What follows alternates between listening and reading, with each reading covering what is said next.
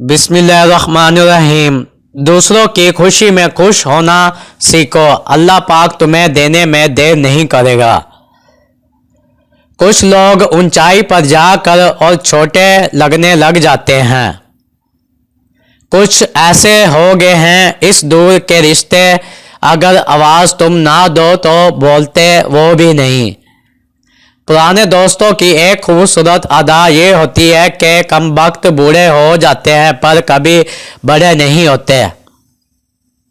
सुख और मुसरत ऐसे अतर है जिन्हें जितना ज़्यादा आप दूसरों पर छिड़केंगे इतना ही ज़्यादा खुशबू आपके अपने अंदर से आएगी।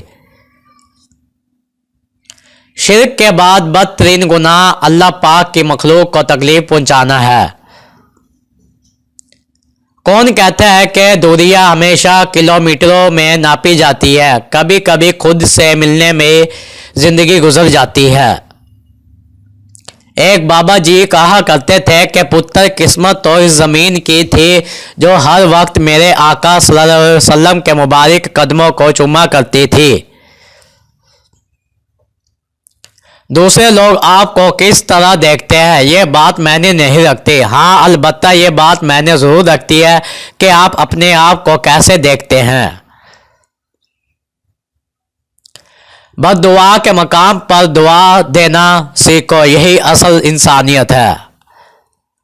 अच्छा इंसान वो है जिसको साबित ना करना पड़े कि मैं अच्छा हूँ, बल्कि इसका किरदार इसके अच्छे होने की गवाही दे। हम अक्सर बड़ी बड़ी ख्वाहिशात के पीछे छोटी छोटी कामयाबियों पर भी खुश होना छोड़ देते हैं।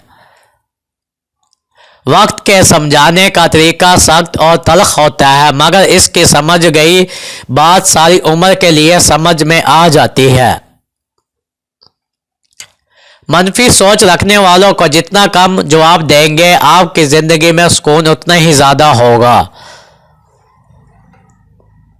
किसी भी काम की शुरुआत ये सोच कर करें कि ऐसा मुमकिन है, तब ही ये सोच आई है।